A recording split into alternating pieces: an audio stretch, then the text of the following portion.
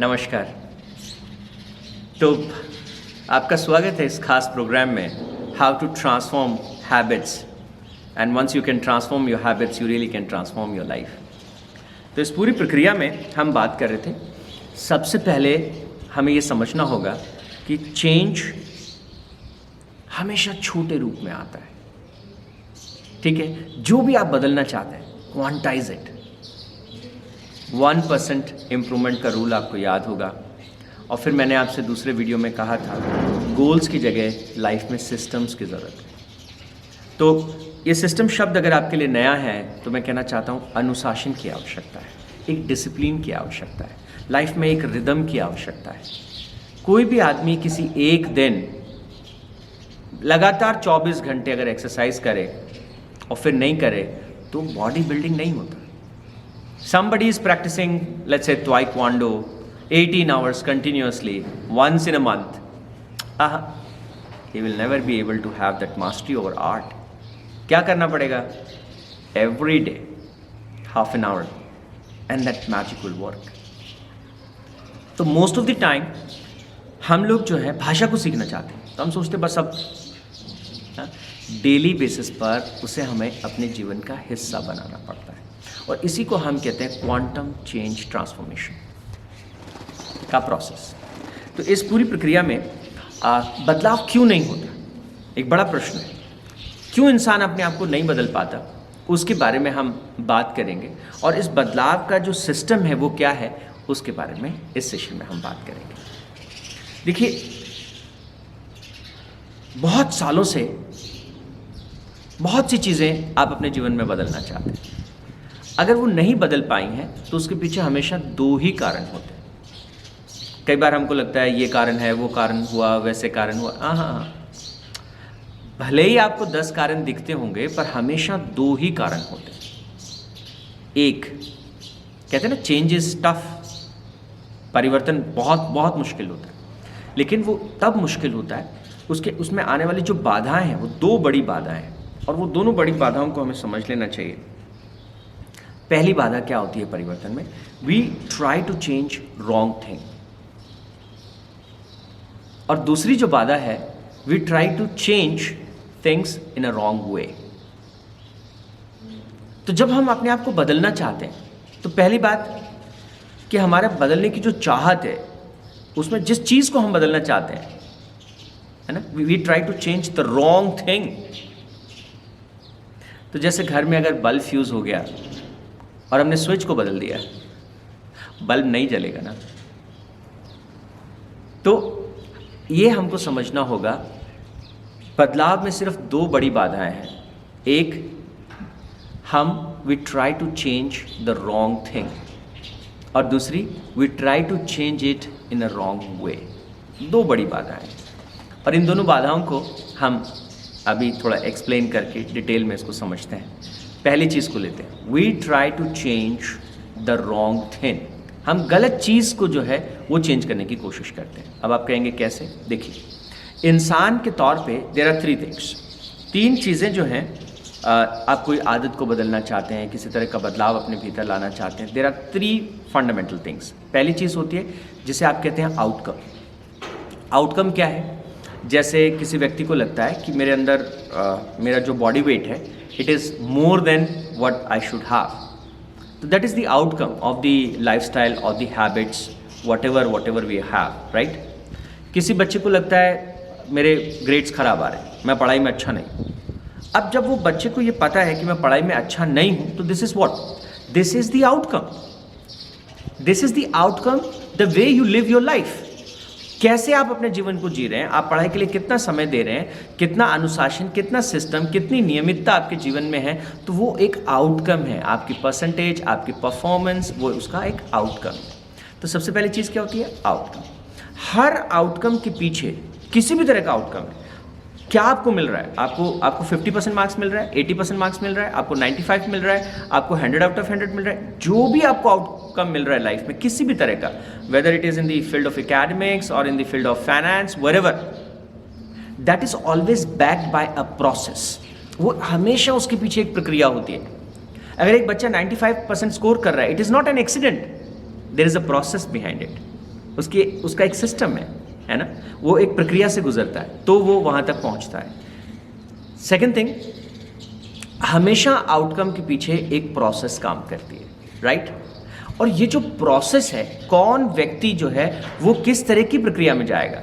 एक 50% मार्क्स लाने वाला बच्चा या पढ़ाई में कमज़ोर रह जाने वाला जो बच्चा है, उसकी जो प्रोसेस है जीवन को जीने की, और वो जो एक बच्चा बहुत अच्छा परफॉर्म कर रहा है, उसमें एक फ़र्क होगा, है ना? तो प्रक्रियाओं में फ़र्क होगा। और ये प्रक्रियाओं में फ़र्क क्यों होता है? क्यों एक बच्चा अनुशासन के साथ अपने जीवन को जीता है और क्यों एक बच्चा जो है वो टीवी देखने में, मोबाइल पे टाइम ख़राब करने में, और उसको तो बस कैसे जैसे उसको लग रहा है कि बस एक मूवी देख ली, एक और देख ली, और वीडियो गेम खेल लिया, और फिर मोबाइल पे थोड़ा काम कर लिया, and that's it, I am happy with life. क्यों ऐसा लगता है? तो इसके पीछे जो है, इस प्रोसेस के पीछे, why somebody picks that particular process. क्यों एक बच्चा जो है वो अनुशासन का रास्ता चुनता है, वो प्रोसेस को चुनता है? क्यों एक बच्चा जो है वो आमोद प्रमोद का रास्ता चुनता है, मौज मस्ती का रास्ता चुनता है? हमेशा उसके पीछे एक और लेयर है, और वो है जिसको हम कहते हैं self image, the identity. How do you see your self, how do you see the world around you. तो हमारी दुनिया के प्रति दृष्टिकोण क्या है, हमारी स्वयं के प्रति दृष्टिकोण क्या है, उस पर डिपेंड करता है कि हम किस तरह की प्रोसेस को चुनेंगे। फिर जिस तरह की प्रोसेस को हम चुनेंगे, उस तरह के आउटकम हमारे जीवन में होंगे। तो जैसे मैं एक छोटा सा उदाहरण देता हूँ। किसी व्यक्ति ने कहा जीवन किस लिए? कि मौज मस्ती करने के लिए। That is the identity, that is my belief, that is my core philosophy. जीवन किस लिए है? मजे करने के लिए। ओके, तो मैं कौन सी प्रोसेस अडॉप्ट करूंगा? वो प्रोसेस जिनमें मजे आते हैं। तो मैं किस चीज़ में मजे आते हैं? वीडियो गेम खेलने में मज़ा आता है, दोस्तों के साथ गप्पे लगाने में मज़ा आता है।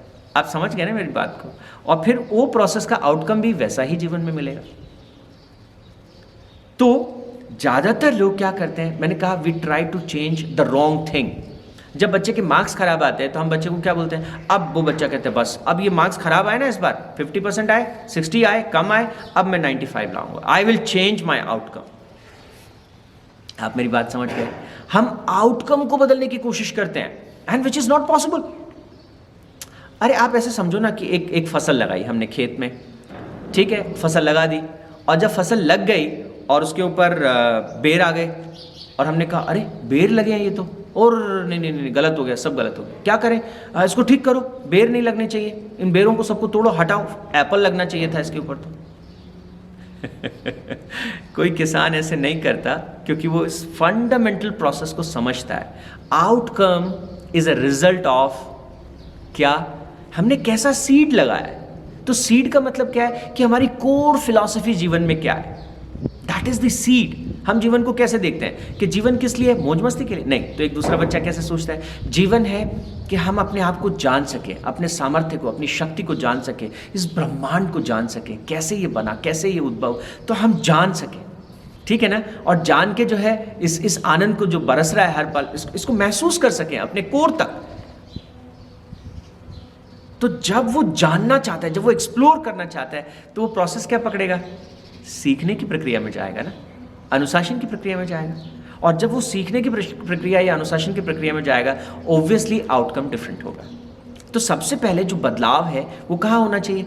आइडेंटिटी में, सेल्फ इमेज में, कोर फिलॉसफी ऑफ लाइफ, जीवन के प्रति हमारा दृष्टिकोण क्या है, उसमें बदलाव होना चाहिए। पढ़ाई के प्रति हमारा दृष्टिकोण क्या है, उसमें बदलाव होना चाहिए। पढ़ाई का लक्ष्य क्या है, उसका हमारा दृष्टिकोण क्या है, वहाँ से बदलाव होगा तो प्रक्रिया में बदलाव होगा, प्रक्रिया में बदलाव होगा तो आउटकम में बदलाव होगा। पहली चीज़। दूसरी चीज़ मैंने कहा गलत तरीके को, है ना, we have a wrong way to change. और रॉन्ग वे का मतलब क्या हुआ? एक तो गलत चीज़ को चेंज करना चाहते हैं, हम आउटकम को चेंज करना चाहते हैं। और हमारा तरीका गलत क्या होता है? हम चाहते हैं कि ये जो आउटकम है वो उस ऐसा मॉडल पकड़ेंगे कि हम आउटकम को बदल जाए, वो बदलेगा नहीं। तो हमारा रास्ता, बदलाव का रास्ता क्या है? बदलाव का जो रास्ता है, तो ऐसा बच्चा क्या करेगा? पुश करेगा, मैं बस अब कल से 10 घंटे पढ़ाई करूँगा बस, ठीक है। तो फिर जो तरीका उसने अपनाया, वो 10 घंटे पढ़ाई तो एक स्वाभाविक आउटकम है। जैसे एक फूल होता है, फूल में खुशबू होती है।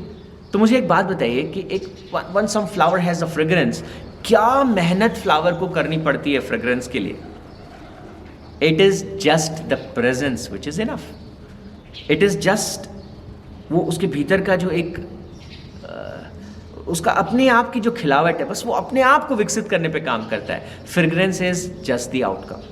ठीक इसी तरीके से जब बच्चा अपनी सेल्फ इमेज को रिपेयर करता है, उस कोर फिलॉसफी को, जीवन के प्रति उसके दृष्टिकोण को, अपनी समझ को, जब वो उसको ठीक करता है और इवॉल्व होने की प्रक्रिया में काम करता है, जो फूल की तरह से खिलने लगता है, खुशबू अपने आप आने लगती है, रिजल्ट्स जीवन में अपने आप आने लगते हैं। उसके लिए अलग से कोई एफर्ट करने की, अलग से उसके लिए कोई मैकेनिज्म पे काम करने की ज़रूरत नहीं है। तो कोर में हमें क्या काम करना है, इस पूरे प्रोसेस में हमें करना क्या है? We have to change our self as a human. हमें अपने आप को बदलना है। We have to become a better person. और जब हम अपने आप को बदलते हैं, ज़्यादा अनुशासित होते हैं, ज़्यादा बेहतर जीवन के लिए हमारी सोच को ठीक करते हैं, बाकी सब चीज़ें जीवन में अपने आप ठीक होने लगती हैं। So you got this 2 points. Outcome को बदलने से नहीं होगा, क्या बदलना पड़ेगा? आइडेंटिटी को। और बदलने की जो तमाम प्रक्रियाएं हैं वो कहाँ फोकस करनी चाहिए? सेल्फ इमेज के ऊपर। हमारी जीवन के प्रति धारणा क्या है, दृष्टि क्या है, दृष्टिकोण क्या है, वहाँ पे जाके काम करना पड़ेगा।